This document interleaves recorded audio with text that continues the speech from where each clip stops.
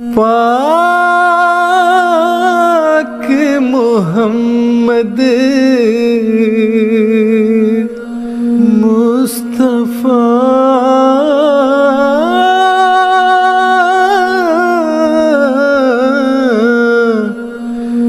نبیوں کا سردار، نبیوں کا سردار۔ اب پاکستان کے آئین کو اگر ہم پڑھیں، اگر آپ وہ دکھا سکیں جی جی، تو آئین کی دفعہ 260 میں جو ترمیم کی گئی احمدی مسلمانوں کی مخالفت میں، تو وہ ترمیم ایسی ہے کہ یہ ہمارے جو ختم نبوت کے نام نہاد مجاہد ہیں، انہوں نے کبھی اس پر غور نہیں کیا، اور عوام بھی جو ہے وہ بھی اس پر غور نہیں کرتی۔ جب کوئی مجھے کہتا ہے کہ آپ ختم نبوت کے منکر ہیں، اس کی وجہ سے آپ کافر ہیں، پاکستان کے آئین میں آپ کو کافر کہا گیا ہے، تو میں اس کو کہتا ہوں کہ پاکستان کے آئین کے مطابق دیوبندی، وہابی، شیعہ، بریلوی سب کے سب کافر ہیں۔ اور اس کی وجہ یہ ہے کہ اکثر 60% سے زیادہ آبادی تو پڑھی لکھی نہیں، انہوں نے کہاں پڑھنا ہے، انہوں نے تو مولوی کی بات پر یقین کرنا ہے۔ اگر کوئی پڑھا لکھا ہے تو وہ اس کو پڑھے۔ اس کی شک نمبر 2 میں آئین کی دفعہ 106 اور تیسری شک جو آئین کی دفعہ 260 میں ترمیم کے تحت لکھا ہے کہ آئین کی دفعہ 260 میں شک نمبر 2 کے بعد حسب ذیل نئی شک درج کی گئی ہے، یعنی نمبر 3، جو شخص حضرت محمد صلی اللہ علیہ وسلم جو آخری نبی ہیں کے خاتم النبیین ہونے پر قطعی اور غیر مشروط، جی کون سا جی؟ قطعی اور غیر مشروط طور پر ایمان نہیں رکھتا، اس کے علاوہ یا لمبا سا لگا کر وہ آئین و قانون کے اغراض میں مسلمان نہیں ہے۔ اب ہم غور اگر کریں تو یہ قطعی اور غیر مشروط کے 2 الفاظ جو ہیں، یہ ایسے وہ کہتے ہیں کہ ان کے گلے کی ہڈی ہے کہ اس سے یہ باہر نہیں نکل سکتے۔ بالکل اللہ تعالیٰ نے ان کے ہاتھ سے وہ الفاظ رکھائے، اور یہ ایسے عجیب لوگ ہیں کہ اس پر ہر سال اور اکثر اوقات یہ دستخط کرتے ہیں کہ واقعی ہم نبی اکرم صلی اللہ علیہ وسلم کو غیر مشروط اور قطعی آخری نبی مانتے ہیں، جس کا مطلب یہ بنتا ہے کہ یہ حضرت عیسیٰ علیہ السلام کی حیات کے بھی منکر ہیں اور حضرت عیسیٰ علیہ السلام کے نزول کے بھی منکر ہیں۔ وہ کیسے؟ ہم احمدی مسلمان مانتے ہیں کہ نبی اکرم صلی اللہ علیہ وآلہ وسلم پر شریعت ختم ہو گئی، آپ کے بعد کوئی شرعی نبی نہیں آ سکتا، نہ کوئی آزاد نبی آ سکتا ہے جو نبی اکرم صلی اللہ علیہ وسلم کا امتی نہ ہو۔ نبوت کے لیے 2 شرائط ہم سب سے بڑی یہ مانتے ہیں کہ وہ نبی کریم صلی اللہ علیہ وسلم کا امتی ہو، اور دوسرا وہ خود کوئی شریعت نہ لائے، یعنی کہ نبی کریم صلی اللہ علیہ وسلم کی امت میں سے ہی نبی آ سکتا ہے۔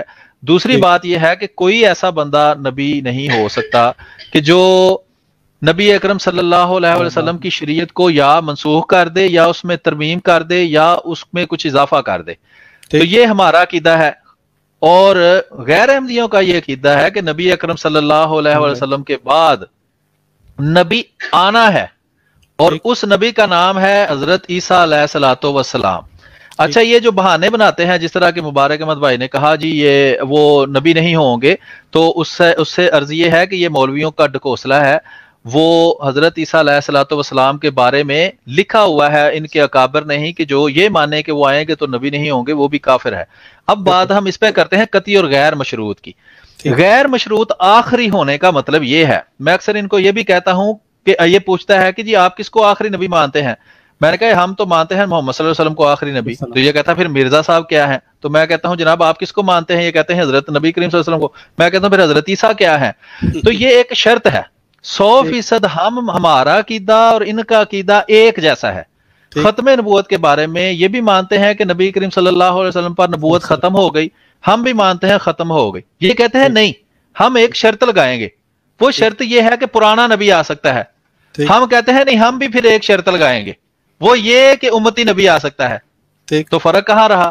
ہم بھی شرط لگا رہے ہیں، شرط وہ نہیں جو یہ جوئے میں لگاتے ہیں، وہ اس کی میں بات نہیں کر رہا۔ شرط یہ کہ یعنی کہ اس میں ایک شرط لگا دینا کہ ہم وہ کہتے ہیں کہ پرانا آ سکتا ہے، یہ بھی ایک شرط ہے، اور ہم کہتے ہیں کہ امتی آ سکتا ہے، یہ بھی ایک شرط ہے۔ نہ یہ نبی کریم صلی اللہ علیہ وسلم کو غیر مشروط آخری نبی مانتے ہیں، نہ ہم نبی کریم صلی اللہ علیہ وسلم کو غیر مشروط آخری نبی مانتے ہیں، بلکہ کوئی بھی نہیں مانتا۔ تو اس سے یہ پتا چلا کہ اگر پھر ہم کہتے ہیں جی، یہ ہم سے پوچھتے ہیں جی اس آئین کو آپ کیوں نہیں مانتے؟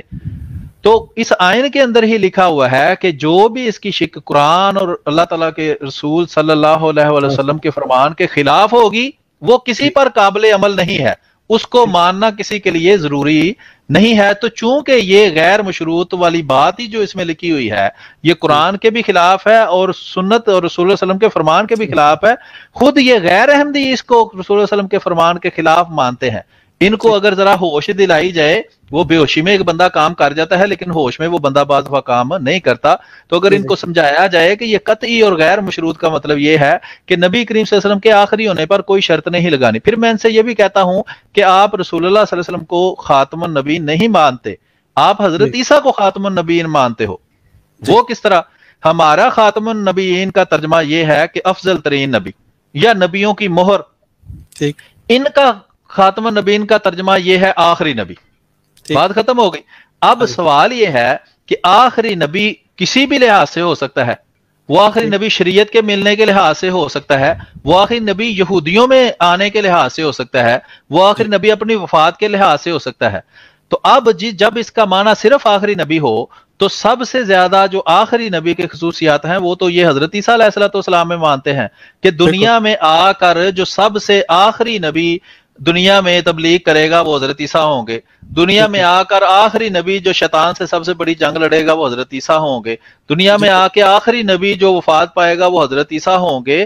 تو زیادہ خصوصیات پھر آخری نبی کی تو ان کے مطابق حضرت عیسیٰ میں پائی جاتی ہیں۔ تو ان کے مطابق جو خاتم النبیین ہے وہ نبی کریم صلی اللہ علیہ وسلم نہیں، وہ حضرت عیسیٰ علیہ السلام بنتے ہیں۔ تو یہ مختصر سی گزارش ہے، آگے ہم دیکھتے ہیں کہ کیا بات